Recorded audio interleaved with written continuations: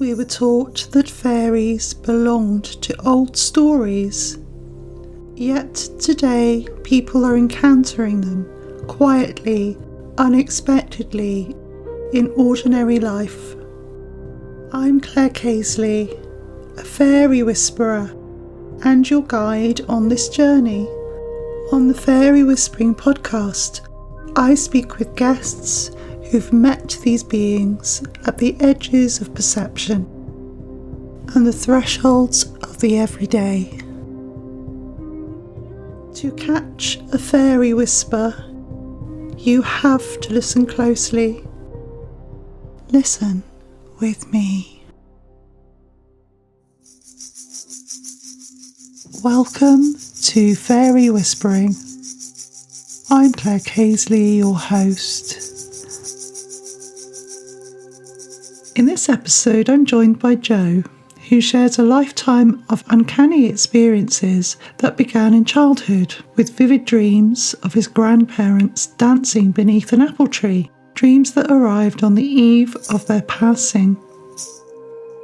From there, his path leads through ancient houses in France, mischievous activity in old farm cottages, and encounters with elemental beings who seem deeply connected to the land, the trees, and the choices we make around them.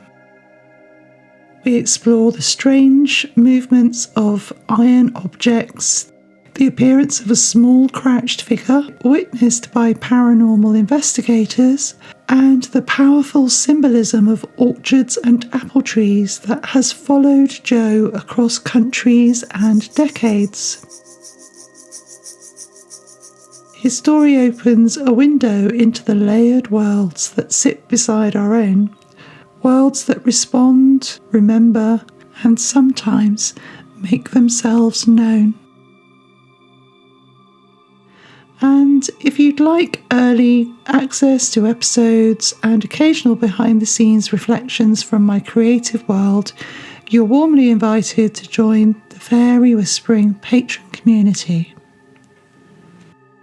I recommend you listening to episode 11 of the podcast, where I interviewed paranormal investigator Chris Fleming, who was part of the team that investigated Jo's home for a television series called Help, My House is Haunted. This case is also featured in my book, The Heart of Pixie Land, West Country Fairies and Their Haunts. Show notes, along with a deeper insight into the world of fairy, are available on my Substack, The Fairy Whispering Way. Today we step into a story woven through dreams, orchards, and the quiet presence of the unseen, an intimate journey into a life touched again and again by the otherworld. This is Pixie Haunted Cottage, Jo's Supernatural Encounters. Hello, Jo. Hello. Hi. Thank you for agreeing to speak to me. It's really exciting. My pleasure. What's the best place to start? Well, I suppose. I think probably for me, and anything slightly unusual, it probably started when I was about, I think, 13, 14. And my grandfather died, which, it wasn't unexpected. He was quite poorly. But the night before he died, I remember seeing him very fit and well and dancing with my grandmother underneath an apple tree at my parents' house. I should say this was all in a dream, by the way. It wasn't actually in real life. Yeah. And that stuck with me. I thought, that's really weird. And then the next day I discovered that actually he had passed away. And I thought, well, that's quite unusual. And then, roll it on probably another 10 years or so, my other grandfather died. And the night before he died, I dreamt that he had been dancing under this apple tree in my parents' garden. I thought, it's weird. And then I discovered that he had died. And then roll that on another few years until my grandmother died. And guess what? I dreamt that she was dancing under this apple tree in my parents' garden with my grandfather. And I thought, this is really weird. Every time someone's about to die, I get this dream of someone under the apple tree. Yes. They're always really happy. And, whether they've been ill or not, doesn't matter. They're always really, really healthy. And that started making me think, crikey, there's more to this world than meets the eye. I'd seen, it's strange, I was over at a lunch when I can't remember how old I was, but it was in my parents' neighbour's garden. And there were about 10 people around us. In fact, I know there were 10 people around us because we counted them up while we were there. And then another woman, who was the 11th person, ran across the lawn and ran up into the house. And I figured, they must have another guest over here who's just not joining us. And we had a lovely lunch and afterwards went home, didn't really think anything of it. And I didn't see them. I didn't see those neighbours until about Christmas time. And I bumped into them. We were chatting about when we last met. And we said, who was there? And we went through the list and it was 10 people. And I said, no, there were 11 because there was that woman who ran across the lawn and she was wearing a long flowery dress and she ran across the lawn and up into the house.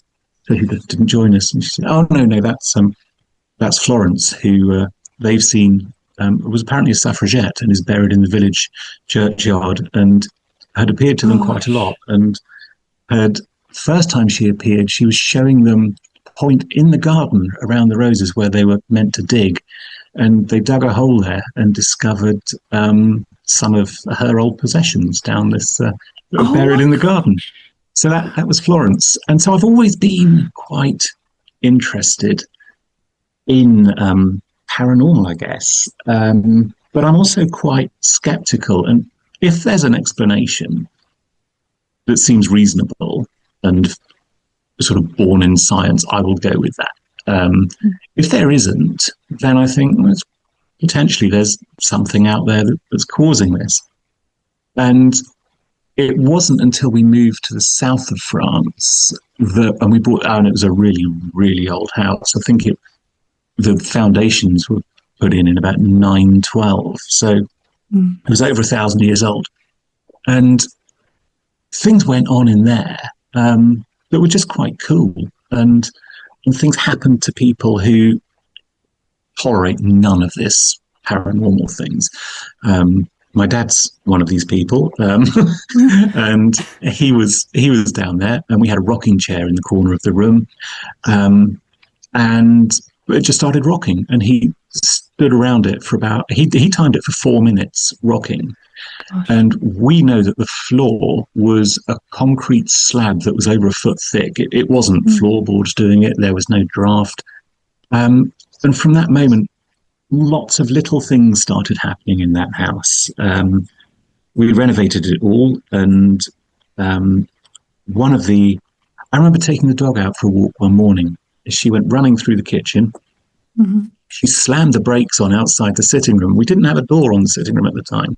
And she looked in, and there was a candle burning very brightly, and they were new candles. They hadn't ever been lit. But there was this candle just in the tree, so I just went up to it and blew it out and took her out for a walk. And being me, I'm a bit slow on the uptake.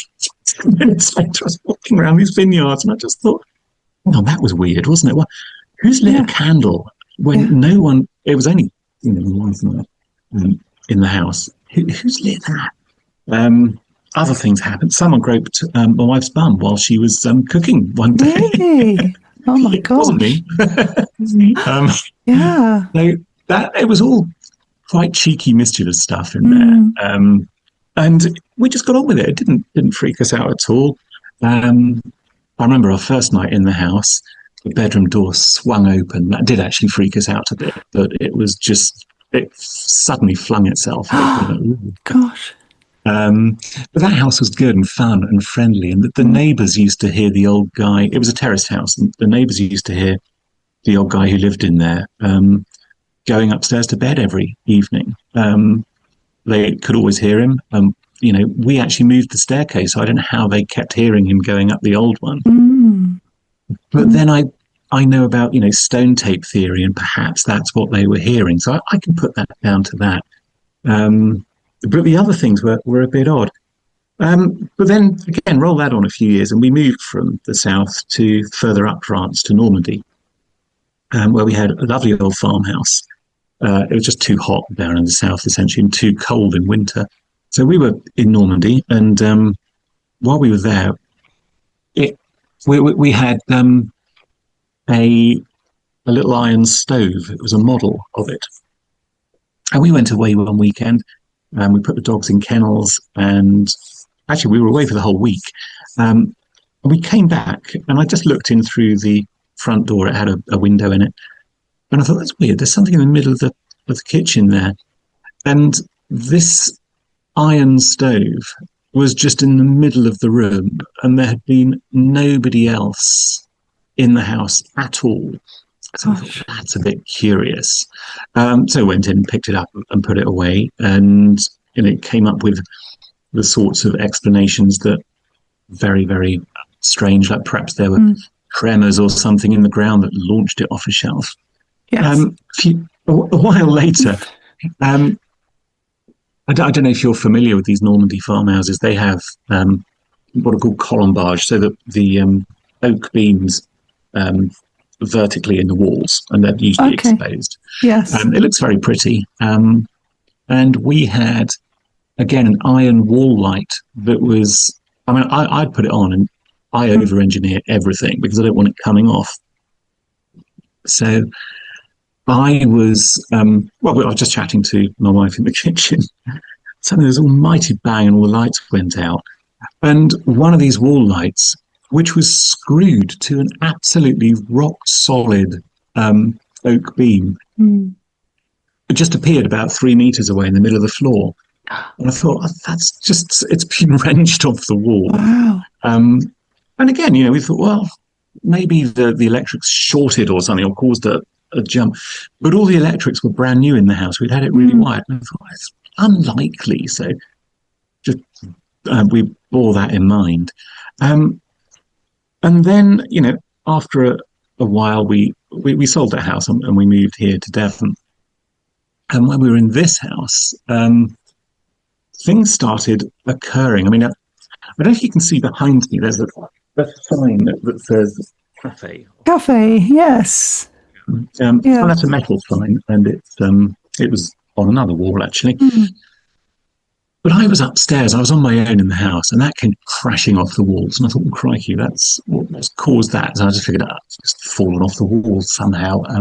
The wall's nearly 1 meter thick that it fell off. I don't know how that would have moved. But these sorts of things kept occurring. And it coincided with a question in our village magazine, and it said, do you have things that go bump in the night in your house? Oh, God. And so, and at the time, it was, I was actually trying to do a training / coaching thing, which you'll be familiar with. And I thought, well, that's infinitely more interesting than coaching and training. So I just pinged a message back, and that was it. I didn't realize that it was going to lead to this. It was basically just some investigators who were looking to come and check out these stories in the house. And that's how we got involved in our mutual friend, Chris. He came along. Yes. Yeah. And they were looking into things. And as Chris was coming, he started getting an impression. This was, they were driving here and it was en route.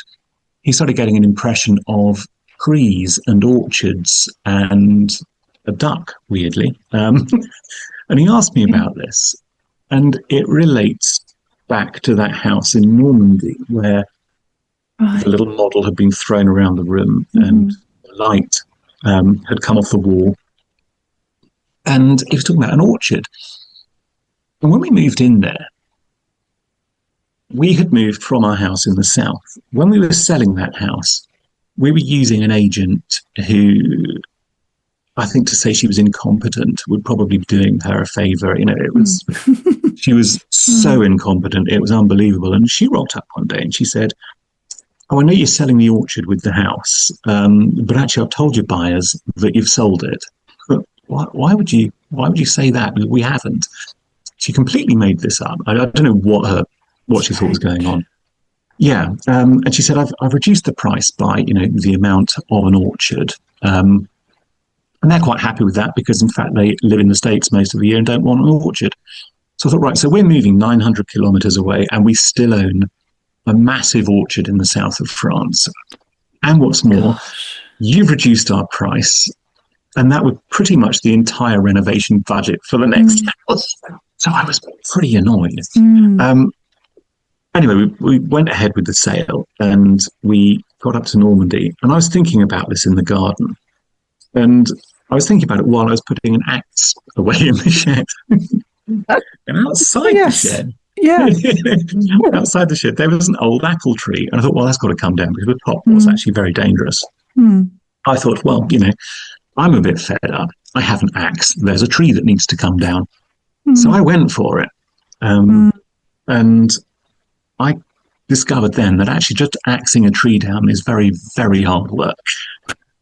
So, I basically just dented a tree, and I felt quite bad about that. So then we moved back here. Chris appears, right? And on the way here, he gets these views of an orchard and trees and things. And it turns out that these things that have been crashing around the place have been, there isn't an entity that was throwing them around the place to get our attention because it was pretty annoyed at me because its job was to protect the trees and the ground. And it didn't take very kindly to a lunatic Englishman with an axe trying to hack down a tree. So, when I asked, all right, what do I do about this? And he said, well, I've seen a duck. And so we took him into the garden and we had a little stone duck that was sat underneath what used to be a tree, which we'd cut down. So this is another tree. So can I just clarify? So the first tree is in France that you've absolutely cut down. Yeah, and then the second one is in your garden. Yes, that's right. Yeah, it was. In my defence, it was an ex-Christmas tree that previous occupants had planted. Our garden isn't big, and it was going to grow into a huge tree. It was already about 7 or 8 meters high. And it was the neighbours were complaining about it. So we thought, well, we'll just take it down while it's manageable. So I did that. And we put this duck, just a little ornamental duck, on the site of this tree. So Chris was attracted to the tree site that I had cut down. And from there on in, it transpired that the elemental spirits had come from France with us. Yes. And were here. I get the impression, I don't fully remember the story. I think there were maybe some here as well. And they sort of handed over the task of making me, I feel a bit bad about essentially just destroying nature. And it was just weird how this all started from an orchard we owned in the south of France, which went up to our garden in Normandy, which did in fact used to be an orchard. But it had very few trees in it because someone, not me, had cut them all down. So I don't know what they're doing. There's a Frenchman with a lot of elemental... Trying to think. Exactly. So perhaps I was the last straw with my act. And then I came here and cut down another. And I'm making myself out to be this terrible person. I don't like cutting down trees. It's just... And the consequences of doing so are bad. So, if you're Donald Trump and you're not into the environment, I think you probably want to watch out. It's, these people who clear forests. It's bad news. Yes. And joking aside, it's bad news. But it's so that it was just really bizarre and strange how Chris joined these dots, and I can't deny I did these things, and I was being made to pay for them, I think. Yeah, and I'm interested in the little stove as well, because just to clarify, this is like the stove you were talking about. It's like a model, isn't it, of a stove? Yeah. It's like an iron. Yeah. Yeah, it's essentially you put tea lights in it and it lights up. My wife Oh. bought it in the equivalent of a car boot sale in France. Mhm. It was really expensive actually, but I didn't tell her that at the time. She said, "Is that right? Can I have that?" I said, yeah, yeah. What? But anyway, yeah, it was a cast iron little model of a stove. I guess it was about. I don't even know where it is at the moment. It was probably 6, 7 inches across, so 15, 20 centimeters maybe across, quite heavy, Yes. and crucially made of iron. That seems to be the thing because iron is, it gets extracted from the ground, and elemental spirits don't like that sort of thing. So yeah, uh, there were other things relating to that. Which these investigators found out, and it'll give the game away as to who they were, I suppose. But they were one of them was we were doing an experiment, actually Mm. exactly where I'm sitting now. We were doing this, Mm. and yes, one of these people put her hand over it, and a little iron pot on the stove, which is it was only tiny, but it weighed, I think it was 81 grams. We Mm. measured it at the time. We weighed it, um, and I was sitting literally, well, there we go. What's that? 2 feet away maximum. Mm. That stove jumped up and hit her in the hand. It was quite bizarre. Um, and then she discovered on her ring that it had the um, elemental symbol for iron on it. And Oh gosh. yeah, and it wasn't a magnetic ring. It was, it was made of proper stuff. So Mm. yeah, it's the stove was seemed to be focusing on this. So yeah, and I've got to admit, when they came out and told us all this, the world that I believed in at the time was expanded a bit, I suppose. But I do still struggle um, with these other creatures Mm. that exist in the vicinity and keep an eye on us and the world. So, but when they left, they said, plant an apple tree, appease your spirits, and so we did. And in fact, they cleared the house as well, and things are a lot calmer these days. So, Oh, that's uh, good. yeah, Yeah. And the other thing is that they identified, or the spirit identified itself, didn't it? The elemental identified itself to them and said yes, what it was. essentially, yeah. I know that Mm. Chris he was in the sitting room, and he asked it to appear to it. He had a Mm. bit of a communication with it, and I know that at one point he said, sorry, something really strange has just happened. I'll tell you that in a minute. Oh. At one point he said, should we, should we, what's it called when they burn sage and clear the energy of the house? Cleansing. Yeah, that'll do. Yeah. Yeah. Should we cleanse the Mm. house with sage? And he was told, no, categorically no, because we will effing burn. These things apparently swear as well. So that's, um, Gosh. and strangely, just the thing that just happened, I was just looking around the room and I was trying to remember details of this. And got a new coffee machine, and the box is just over in the corner. Yeah. And it's just, you're allowed to say brands on your Yeah. podcast, aren't you? Yeah. That's Yeah. fine. It's a Sage coffee machine, and the word Sage is just in massive letters on the side over there. Which, if I point that round, see Let's the have a look. Sorry, on the machine. Yeah. top of the box over in the corner there at the end of the Oh, cupboard. yes. Sage. Sage. So there we are. And that was quite odd how that popped in my head just as I was Wow. recalling Yeah. facts. But and I've not actually noticed that before. Didn't know it was a Sage machine. But there we go. And Um, no, I just noticed as well. Sorry to interrupt, Joe. mm, So, when you were talking about the burning of the sage, mm, and you was talking about, you were saying that it would burn them. yes. I heard a sound that wasn't my voice or your voice. Oh, really?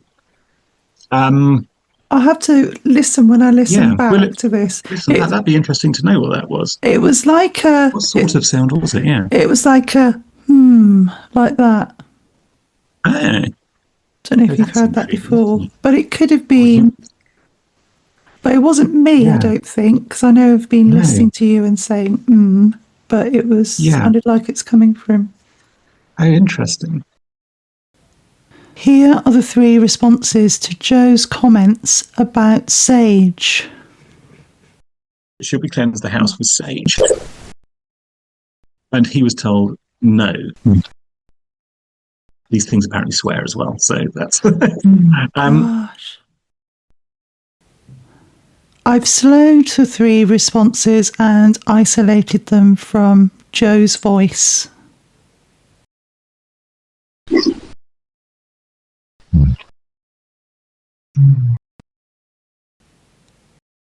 These are the 3 responses reversed.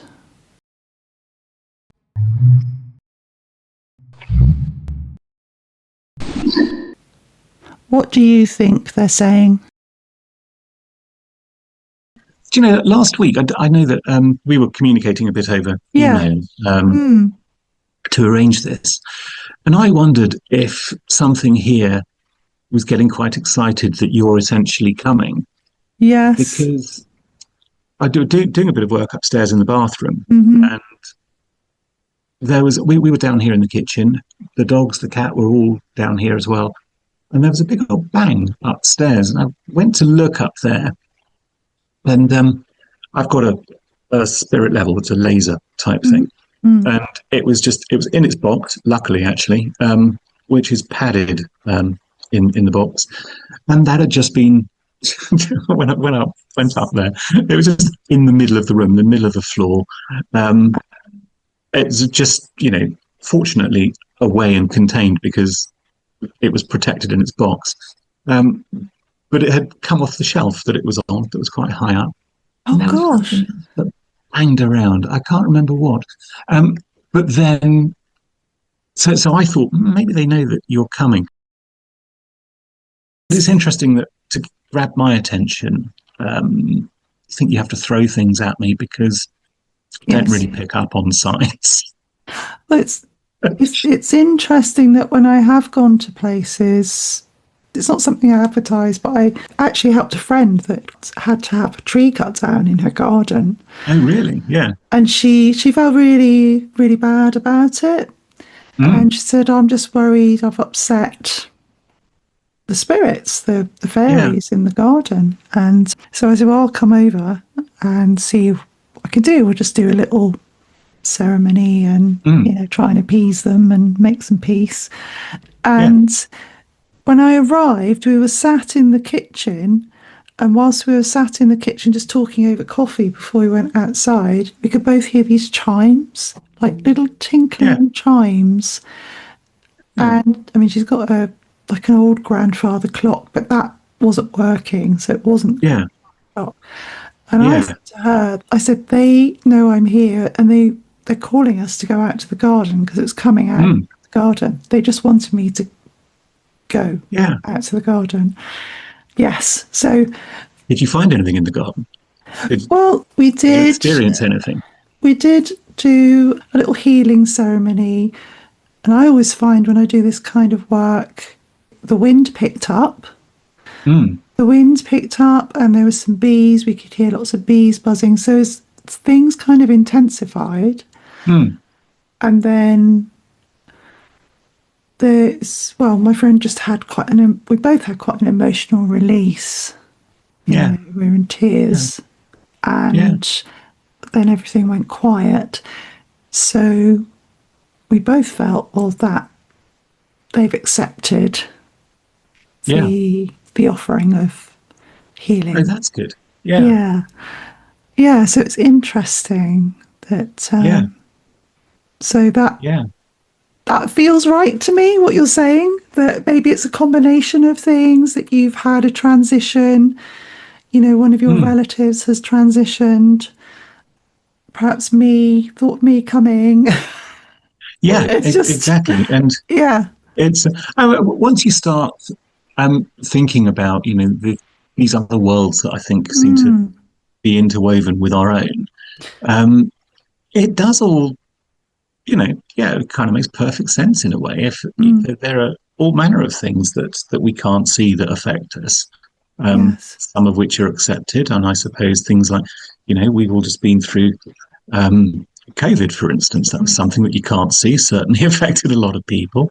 But in fact, there are other things, and I know. Got a friend who's an Irish guy, and you absolutely would not mess with him. He's a complete delight. He's lovely. He's a really mm, nice guy. yeah. Um, but he talks a lot with fists, really, unfortunately. But he's very Well, nice. mm, Um, but in fact, you get him on a quiet moment, and he'll happily tell you about entities and um, fairies and little people and spirits around there. mm, It's just a matter of, I think, being a little bit open and accepting it, yes. Yeah. and it's there, and it makes sense that there are other things around. I really don't think we're the only people here. Mm, Uh, so yeah, yeah. Can we? I just want to go back, Joe, to what you were saying about mm, the orchards oh and yeah, your dreams, because you started telling me about your childhood experiences of your grandparents and having this vision of them dancing under apple trees. And yes, I just think that's really sort of interesting that that theme has continued.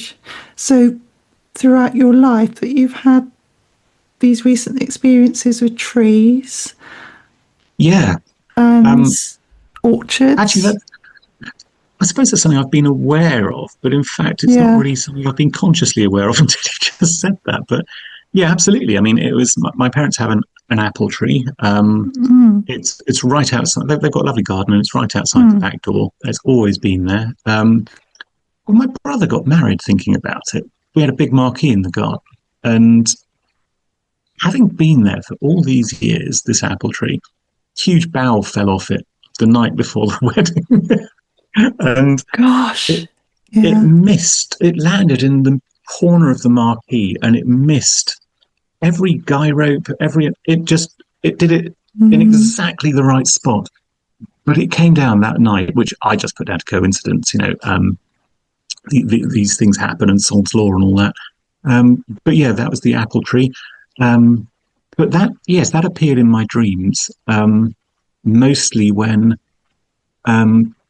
grandparents died, and I think the reason it does, just sort of going from a psychological perspective, mm, I remember when I was about 9 or 10, my grandmother died. I didn't have that dream then, but my grandfather, because my dad's a doctor, so she was actually mm, staying with us and she had cancer.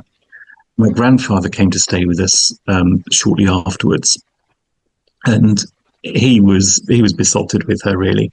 And I remember him sitting in the garden, and he was under that apple tree, and he just was, his world had just collapsed, and he was just staring into the middle distance, and I didn't really understand what was going on, but I looked at him and I thought, it's kind of weird, just so I was all chirpy and happy, and he mm, wasn't even aware I was there, which is fair enough given the circumstances. But I mm, wonder if that then if that then cemented that location under the apple tree as something to do significant with yeah. grandparents. Yes. Why it would turn up in dreams just shortly before the next three of them died, Mm, I don't know. And you need to understand time and all sorts of other things, mm, I think, mm, to work that out. But you're right. I mean, apple trees from there.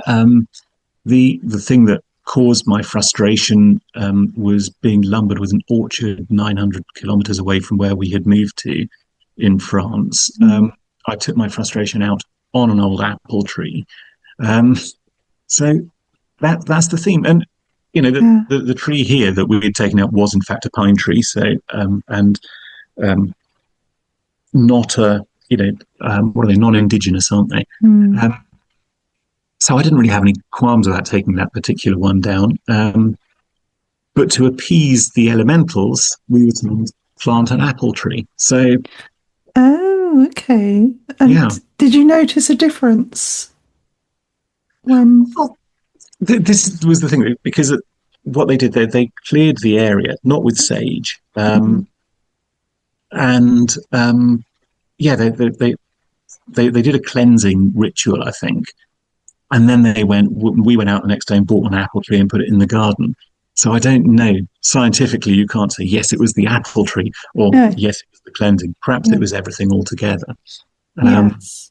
But the apple tree is a definite theme all the way through it. Mm. And also the reason that they were all grown, apart from my parents' one, was to produce cider. Um, and I, Oh, yeah, okay. I don't actually like apple cider. I like pear cider. So Because fairies like cider. I mean, you know, traditionally, people who want to connect with fairies and build a relationship with them would offer mm, cider, especially in the West Country, in yeah, Devon, Cornwall, Somerset. yeah, Cider, bread, mm, cream, that cake. yeah. We were Right. told actually put milk out for them, and one of the reasons they think that they were possibly here. This is an old dairy farm. This Oh, house. right. Yes. Um, Oh, right. Yeah. And yeah, so, but I suspect, given the age of these entities, in terms of what we Mm. understand as age, um, I think this house is probably pretty new compared to them. So, I you know, if they like dairy products, then I don't think they would come here because it's a dairy. Maybe the dairy would be here because it's a good place for Yes. raising cattle. Um, so yeah, uh, but yeah, Yeah. I mean, I've been writing about all the different types of landscape that fairies, pixies are connected with and how they used to come to people's mm, houses. Or that was the belief that, farmers would leave a bowl of water on their table at night, or mm, if they had a fireplace, they'd put some water or cream yeah. in the fireplace because the hearth place, that lovely hearth place behind you, that's where it was believed that the spirits could enter the house. Mm, That's where that they makes come sense, in. doesn't it? Yeah, so, Yeah. or witches, they believed that the witches would come down the chimney. So that's why people buried or put shoes Mm, in yeah. hearth places or in chimney breasts, We've not things found like any of that. those, and it was Yeah, interesting because when the investigators were here, I was talking to some of the crew behind it, and yeah. we basically went out and said, "Look, just have the house, help yourself, do whatever you want." And we came back and I said, "Did anything happen? Did you find anything?" And they did say that there were several things going on, and one of them they thought could relate to witches who had been summoning things Mm, centuries ago. Um, and I never really, I don't think this particular area is really associated with witches, although there is a crossroad just outside the village that's dedicated to someone. I forget her name now. Uh, oh, but she's buried on a crossroad because apparently she was a witch. And they used to do that so that okay. her soul would wander forever, it appalls me how they used to treat witches. Mm, Um, yes. it's Yeah. I'm very, very interested in witches and that history Mm, and actually the effect it's had through to the modern day in terms of how women are therefore treated, which is mm, related. Um, it's a fascinating thing, but yeah, so it was interesting to hear that they thought that there was this elemental angle on what was happening in this house, but also that it could have been created by humans centuries ago who were up to no good. But my mm, opinion of witches is that they wouldn't have been up to no good, and that I think they were mm, perfectly innocent, well-meaning people mm. who were misunderstood by religious zealots and other people who thought that they were, better than everyone else. Yes. Yeah. Yep. So yeah, It's a good summary. yeah. So there we Oh, are. Yeah, yeah. Thanks, Joe. Oh, Yeah. not at all. Yeah. Yeah, Thanks for your time. yeah. One thing See, I was just going to yeah, ask, have you ever, apart from, so what other phenomena have you experienced? So you've seen things moving, supposed to be things yeah. moving, sound, or have you had any Um, we visual, used to, funnily enough, before yeah. these investigators came here, um, very frequently we'd be sat, certainly in this room, Mm, um, and if I just probably easy thing. okay. I don't have cool, super. There's a path that Mm, runs through the house, and people used to walk along that all the time, and you'd be in here and think, what's that? Who's that again? mm. And there'd be no one there. So that was a fairly frequent event. It's happened far less since they were here. Oh, that's good. Um, Yes. so yeah, and then see one of the really interesting things that happened while they were here was that one of them, Jane, was taking photographs in the sitting room. He'd been Mm, doing an experiment with mirrors. I think this was actually maybe on the you will have seen the results of this. mm-hmm. Um, but she took a photo, and at the time, the house was in total darkness. It was in the small hours of the morning. Um, the front door was completely lit up, brilliant white, and Gosh. standing in it was this huge figure. And upstairs at the time, Chris was passing people over and telling them to go towards the light. And she seems to have photographed that instance, which I find Amazing. astonishing. And yeah, normally I would have thought, how do you do that on a Canon EOS? Is Mm, there like a ghost mm, setting and being all skeptical about it? mm, But in fact, if I hadn't seen the photos, I would have just laughed at that. But they were mm, really compelling. mm. Um, and there was something else they did as well. Um, I think it was the small guy running through the wall that I Yes. talked Yes, to you you about earlier. could you, yes, because you were telling me about that before we started recording. Could you just say Yes, it that was as they were again? setting Yeah. setting everything up. Mm, And in fact, technicians arrived the day beforehand, so it gave prior warning, I think, to any entities that things were happening. yeah. And then two of them were chatting in the garden on the day that they came. Um, one of whom we know is psychic and very sensitive, and the other one isn't. And both of them saw a small, I think they described it as a creature Mm, that mm, ran across the garden and straight into the house. But it was only 3 or 4 feet high, I think, mm, crouched mm. over and looked very much like or they described it as very much like the image that you had drawn that you showed me earlier. And it ran into the house. Now, it came through the wall as far as they were concerned. But these are very old cottages. We're in a little row of them here. Our house is the original corner farmhouse that was here. And when all the cottages were added, each one had a rose planted at the front door. Oh, right. And Yeah. so they're in the path around the side, and they're still there, these roses. Oh, So you can spot yeah. where the front doors were. Mm, And this thing that they saw ran straight in through an old front door that is no longer there. mm. And yeah, that was seen by two independent witnesses at the time. And so, yeah, from there on, their investigation started. And when you Amazing. showed me that photo earlier, it was, yeah, a dark, slightly hunched over figure. It was Mm, exactly as you described. mm. Um, yeah.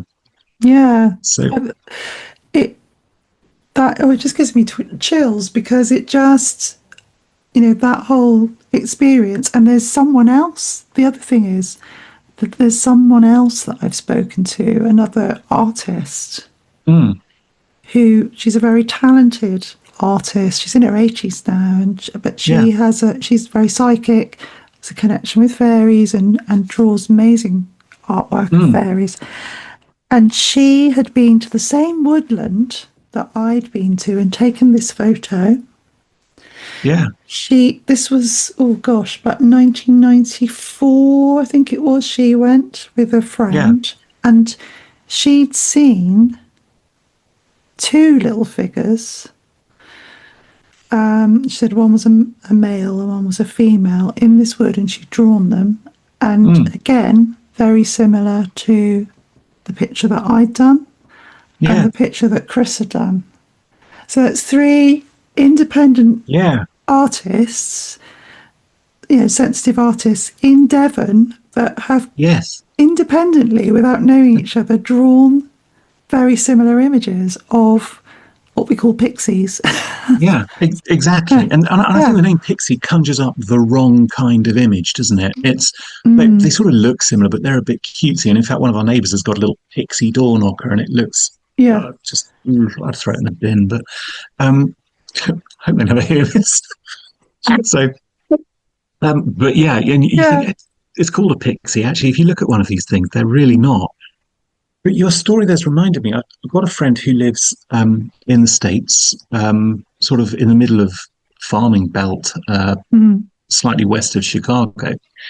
And chatting to her, and she said, "I keep seeing." This was before anyone had been here and looked at things. mm, She said, "I keep seeing things around my farm. Keep seeing, small figures of what she was considering were goblins or." right. Sort of evil. She said they were demons. And she said they're sometimes on my barn roof. They're sometimes, running around the Mm, land. And so I just said to her, I said, well, you know what? I think probably you need to start making sure you're eating properly and mm, drink water in the day. Stop getting dehydrated. There's all manner of things. You're hallucinating, essentially. mm, Then I showed her the picture that Chris drew of mm. the entity that was here. This was a few years later. And I thought she was going to be like really amazed by this. She just said, "Yeah, pretty much what I see all over my farm all the My time." God. I just My thought, God. so blasé about it, but yeah, Yeah. it was. You know, when you start looking into it, Mm, they're not as uncommon and as unusual as you think. no. Um, so No. it's Yeah. curious things, and that's in America. So I Mm, don't think they're worried about borders and stuff like that. And I know that in Ireland no. they're clearly, very highly respected. Mm, Um, yeah, and it's something that I've gone from being. I know that when we were told about them, I was a little bit kind of, oh God, please you know, don't don't associate me with this kind of thing. This is just going to look ridiculous for me. But in fact, no, it's given me some respect for it, mm, and it's given us both some respect for it, to be honest. And so, yeah, while as I won't jump up in an investment meeting that I've got to have soon and say, hey, did you know? yeah. um, actually, I do think we are guilty as a society of taking an awful lot for granted and just poo-pooing things that um, are here and have more right to be here than a lot of us. Mm, So, mm, yeah, yeah. yeah. Thank So you. That's a really lovely that's all right. note to end on, I think. Yes. Thanks, Joe, for your Well, time my today. pleasure. I feel I've used a million words where, 10 would have done. I know it's so interesting. It's fascinating. I really appreciate your time and yeah, for allowing me to use your story in my book, which Oh, not at all. That's, yeah. So I'm that's really in the last stages of that at the moment. I've just sent it back to a friend who's helping me edit it, and mm, then I'll edit this yeah, that's very interview, exciting. add in, yeah, so Yeah. that I've got about 7 case studies and other people I've spoken to as well. Mm, As well as all of the folklore and my connecting with the landscape as well, because I'm very much yeah. about the landscape and the stories from the landscape, and Mm, as you've experienced the other beings that share absolutely. it with And us. Yeah. it strikes me that, if you roll it back to, I guess, kind of medieval times when Mm, I think perhaps there was probably a house still here then. And you start looking around at what was available in people's lives then. It was far, far different to now. yeah. And you start to think, well, actually, all this folklore has come from somewhere. Yes. And, Yeah.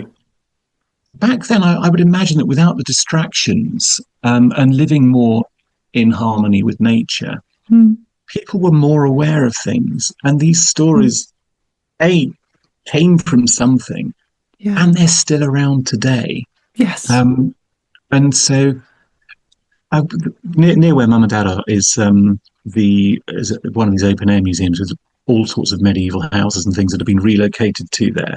The Wealden Down Museum in Sussex. Okay.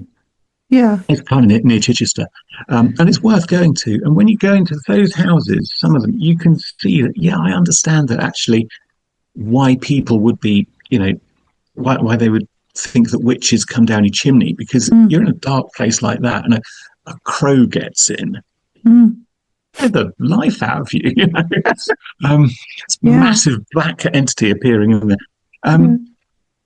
It's all come from somewhere, and it's and the stories don't disappear. So it's no, and I really recommend, if you've not heard of it, having a look at the fairy census. Have you heard of the fairy census? No, I haven't. No. Oh, okay. So Dr. Simon Young, who is basically a fairy folklorist, and in 2014 he started a fairy census until 2017. It was over 3 years, and then he did another one from 2018 till 2024. They're both online. I can send you the link, and that'd be interesting. People's fairies experiences from all over the world. So that might be interesting for you to. Yeah, I'll have a look into that. Yeah.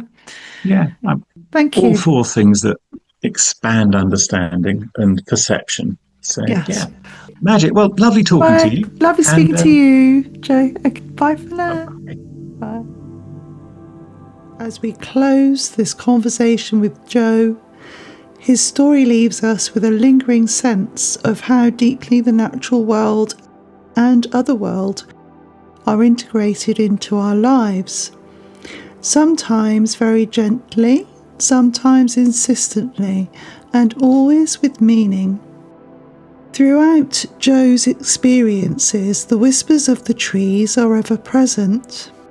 From the apple tree in his childhood garden that repeatedly appeared in dreams that seemed to foretell his grandparents' transition from this world to the next, the apple tree orchard in France, and the tree in his Devon garden, whose felling stirred the attention of an elemental being who named itself as a pixie. These moments remind us that trees are not just part of the landscape, they are witnesses, guardians, and sometimes messengers. Trees hold memory, story, and in Joe's case, they held a doorway into the unseen. To honour our tree friends and their elemental spirits, today's episode closes with a track that feels perfectly aligned. It's called Trees, and it's by the Dragonfly Society, who are a Philly and Detroit fusion of sound created by Max and ADHD Alex. Alex guested on episode 63 of the podcast, As It Flows, where he shared his fairy and ET encounters. It was a moving and fascinating conversation, so be sure to check that out. As you listen, let the music draw you back to the apple tree of Joe's childhood dreams, the warm orchards of France, and the protective presence of the elementals in his Devonshire cottage garden. Thank you for joining me for this remarkable conversation. If you'd like early release episodes and occasional behind-the-scenes notes from my creative process, you're warmly welcome in the Fairy Whispering Patreon community. Until next time, may the guardians of your own home and landscape walk gently beside you.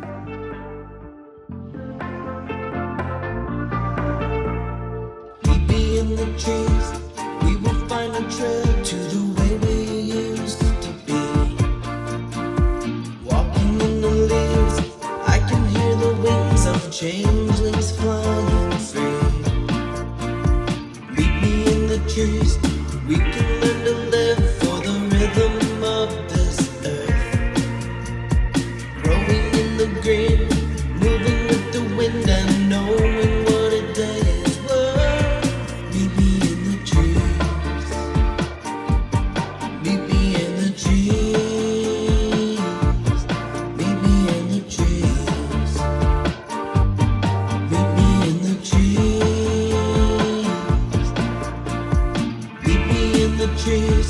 We can breathe again. We can see a different sky. Singing with the birds, rising like the sun. Who can ever wonder why? Meet me in the trees.